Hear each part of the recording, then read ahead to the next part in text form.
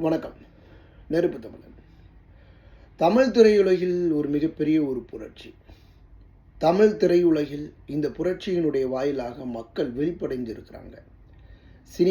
சினிமாவை அவ்வளவு சாதாரணமாக நம்ம கடந்து சென்று விட முடியாது. சுதந்திரம் வாங்குவதற்கு முன்பு இந்த காலகட்டங்களில் இருந்து சினிமாவினுடைய பங்கு மக்களினுடைய விழிப்புணர்வை எட்டியது.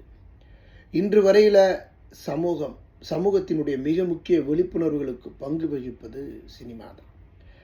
அந்த சினிமாவில் தமிழ் துறைகளினுடைய விழிப்புணர்வு நாயகனாக இன்றும் திகழ்ந்து கொண்டிருக்கக்கூடியது நம்ம ஐயா கவுண்டமணி அவர்கள் தான்.